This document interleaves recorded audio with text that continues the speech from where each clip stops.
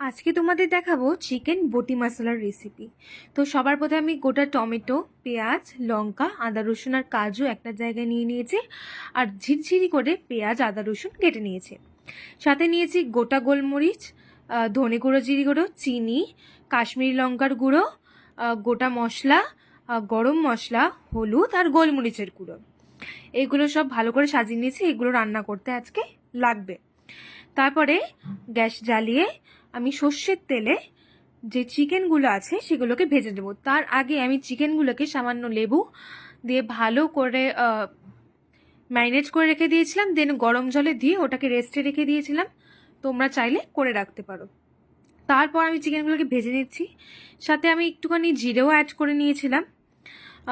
তোমাদের কাছে সাজিয়ে থাকলে সেটা অ্যাড করবে, সেটা আরও ভালো লাগে। আমার কাছে জিরে ছিল নর্মাল, আমি সেটাই অ্যাড করে নিয়েছি।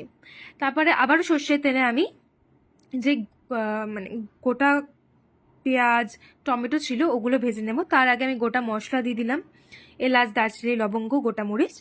তারপর এক এক করে তোমার গোটা পেঁয়াজ, তারপরে হচ্ছে গোটা টমেটো, লঙ্কা, তারপরে আদা রসুনগুলো যেগুলো গোটা গোটা কেটেছিলাম, আর হচ্ছে কাজু বাদাম।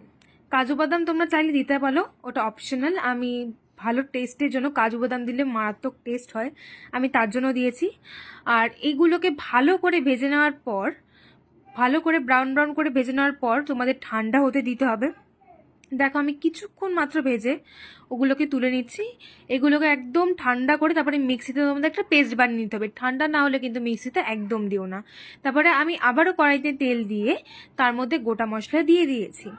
আমি একটু গোলমরিচটা বেশি করেই দিয়েছি, স্বাদের জন্যও ভালো লাগে, আবার একটু ঝাল ঝালও খুব খেতে ভালো লাগে। আমার কাঁচা লঙ্কায় ঝাল ছিল না, তাই আমি অনেকটা বেশি করেই গোটা মরিচ অ্যাড করেছি, গুঁড়ো হিসেবে আবার গোটা হিসেবেও।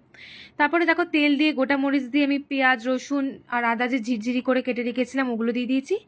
আর তারপরেই দিলাম হলুদ, তারপরে কাশ্মীরি লঙ্কার গুঁড়ো, গরম মশলা, ধনে গুঁড়ো, জিরে গুঁড়ো। ধনে গুঁড়ো, জিরে কিন্তু কিন্তু একসাথে মিক্স করা ছিল। আর দেখো গোলমরিচের গুঁড়ো যতটুকু ছিল দিয়ে দিয়েছি, সাথে স্বাদ মতো চিনিও দিয়ে দিয়েছি। তোমরা গরম মশলা রান্নার লাস্টেও দিতে পারো, গ্যাস থেকে নামানোর সময়, অথবা মশলা কষানোর সময় তোমরা গরম মশলা দিয়ে দিতে পারো। আমি মশলা কষানোর সময় দিয়েছিলাম।